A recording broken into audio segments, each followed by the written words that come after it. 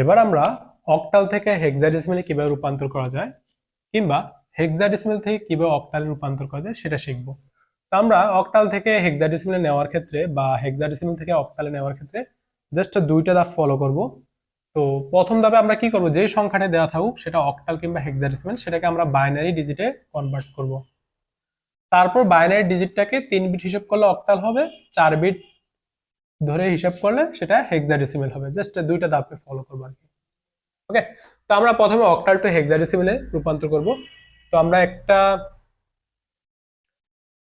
আমরা একটা অক্টাল সংখ্যা লিখলাম যেটা হচ্ছে 257। তো আমরা জানি অক্টালের কে প্রথমে কি করতে হবে, বাইনারিতে রূপান্তর করতে হবে, তারপর আমরা 4 বিট হিসাব করে হেক্সাডেসিমেল নিব। তো অক্টালকে বাইনারিতে রূপান্তর করতে হলে 3 বিট ধরে হিসাব করতে হবে। তো আমরা 7কে যদি আমরা বাইনারিতে লিখি বা সেভেনকে যদি আমরা বাইনারিতে লিখি তাহলে সেটা হবে এই যে 4 আর 2 6, 6 রেখে 7 মানে 111।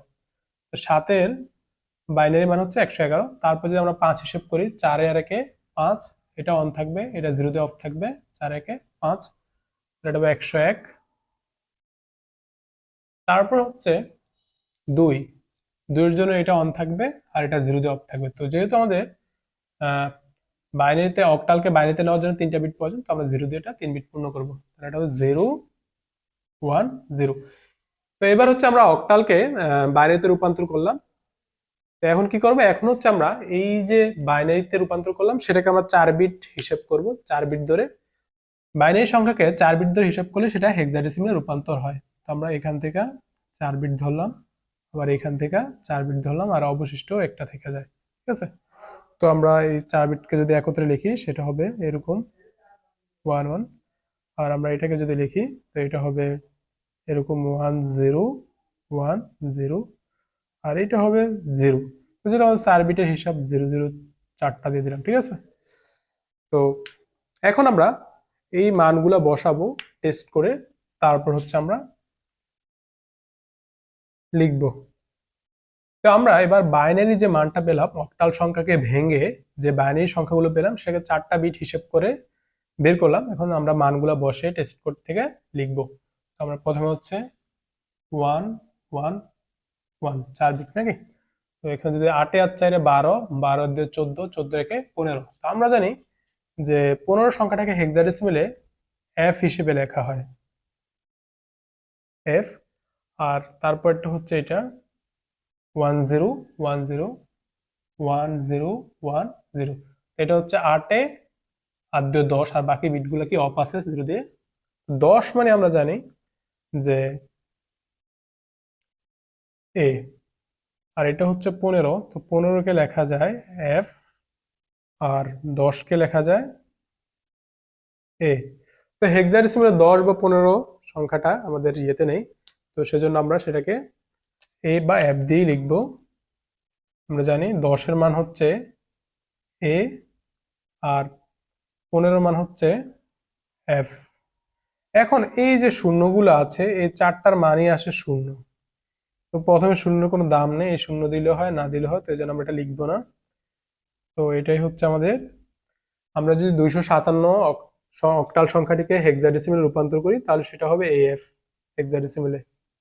তো প্রথমে জাস্ট আমরা দুইটা ধাপ করবো। প্রথমে অক্টাল সংখ্যাকে বাইনারিতে ভাঙবো, ভেঙে 4টা বিট হিসেব করে আমরা মান লিখে সেটা হেক্সাডেসিমেলে কনভার্ট করব। এবার আমরা হেক্সাডেসিমেল সংখ্যাকে অক্টালে রূপান্তর করব। তো আমরা একটা হেক্সাডেসিমেল সংখ্যা লিখলাম যেটা হচ্ছে 4b। তো আমরা জানি হেক্সাডেসিমেলে বি এর মান হচ্ছে 11, আর 4 তো 4ই। তো আমরা প্রথমে কি করতে হবে, প্রথম হচ্ছে এই হেক্সাডেসিমেল সংখ্যাটাকে ভেঙে আমাদেরকে বাইনারিতে রূপান্তর করতে হবে। তো আমরা জানি হেক্সাডেসিমেলের একটা বিটকে ভাঙতে বাইনারি 4টা বিটের প্রয়োজন, বা হেক্সাডেসিমেলে 1 বিট সমান বাইনারি 4 বিট। তো আমরা 4 বিট আকারে এটা ভেঙে লিখবো, সেখান থেকে বাইনারি সংখ্যাটাকে 3 বিট আকারে হিসাব করলে সেটা হচ্ছে অক্টালে রূপান্তর করা যাবে। ওকে, তো প্রথমে আমরা বির মান বের করি। বির মান হচ্ছে 11। তো 11 যদি হিসাব করি সেটা হবে 8-এ, আর 2-এ 10, 10 একে 11, আর এটা 0 দিয়ে অফ থাকবে।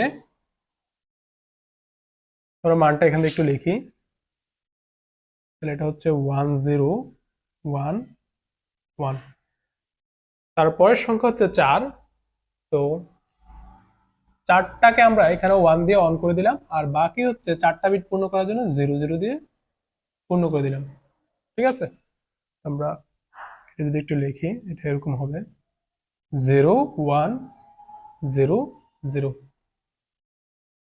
তো এবার হচ্ছে আমরা এটাকে 3 বিট আকারে হিসেব করব।